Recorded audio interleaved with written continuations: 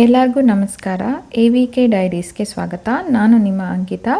ಈ ದಿನ easy and ಕ್ವಿಕ್ಕಾಗಿ ಮಾಡಿಕೊಳ್ಳುವಂತಹ ಸಮ್ಮರ್ ಸ್ಪೆಷಲ್ ರೆಸಿಪಿ ರಬಡಿ ಕುಲ್ಫಿನ ನಿಮ್ಮ ಜೊತೆ ಶೇರ್ ಮಾಡ್ಕೋತಾ ಇದ್ದೀನಿ.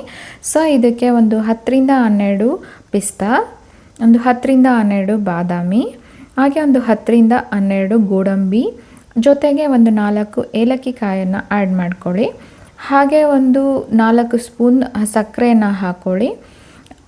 ಇದೆಲ್ಲದನ್ನು ಹಾಕ್ಕೊಂಡು ಮಿಕ್ಸಿ ಜಾರಲ್ಲಿ ಒಂದು ಲೈಟಾಗಿ ತರಿತರಿಯಾಗಿರೋ ಹಾಗೆ ಒಂದು ಮಿಕ್ಸಿ ಜಾರಲ್ಲಿ ಪೌಡರ್ ಮಾಡ್ಕೊಳ್ಳಿ. ಸೊ ಈ ರೀತಿ ಅದನ್ನು ಪೌಡರ್ ಮಾಡಿಟ್ಕೊಂಡು ಪಕ್ಕಕ್ಕೆ ಇಟ್ಕೊಳ್ಳಿ.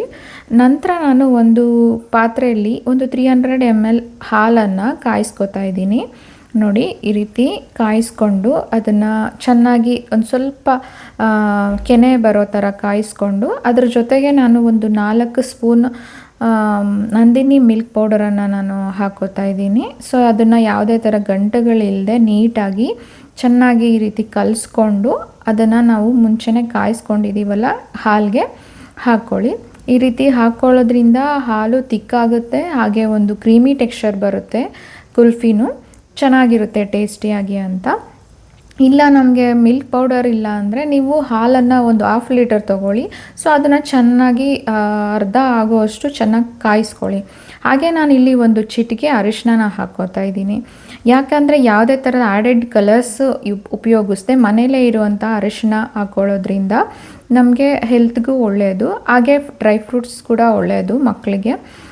ಮನೇಲಿ ಎಲ್ಲರಿಗೂ ಒಳ್ಳೆಯದು ಡ್ರೈ ಫ್ರೂಟ್ಸ್. ಇದರೆಲ್ಲ ಹಾಕ್ಕೊಂಡು ನ್ಯಾಚುರಲ್ ಆಗಿರೋ ಇಂಗ್ರೀಡಿಯೆಂಟ್ಸಿಂದ ಮನೆಯಲ್ಲೇ ಒಂದು ಆರೋಗ್ಯವಾಗಿರುವಂತಹ ಕುಲ್ಫಿಯನ್ನು ನಾವು ಮಾಡ್ಕೊಂಡು ತಿನ್ನೋದ್ರಿಂದ ಎಲ್ಲರಿಗೂ ಒಳ್ಳೆಯದು. ನಾವು ಹೊರ್ಗಡೆ ತುಂಬ ಫ್ಲೇವರ್ ಆಫ್ ಐಸ್ ಕ್ರೀಮ್ ಸಿಗುತ್ತೆ, ಬಟ್ ಆದರೆ ಅದಕ್ಕೆ ಯಾವ ಥರ ಯೂಸ್ ಮಾಡಿರ್ತಾರೆ, ಏನು ಹಾಕಿರ್ತಾರೆ, ನ್ಯಾಚುರಲ್ ಪ್ರಾಡಕ್ಟ್ಸ್ ಎಲ್ಲ ಯೂಸ್ ಮಾಡಿರೋದೇ ಇಲ್ಲ.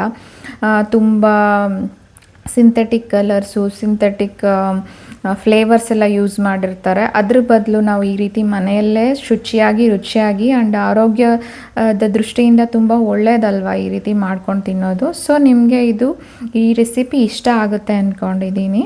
ನೋಡಿ, ಇದನ್ನು ಒಂದು 1 hour ಆರ್ 2 hours ನಾವು ಫ್ರಿಜ್ಜಲ್ಲಿ ಇಟ್ಕೊಂಡೆ ಅದು ಕುಲ್ಫೀಸ್ ರೆಡಿ ಆಗಿದೆ.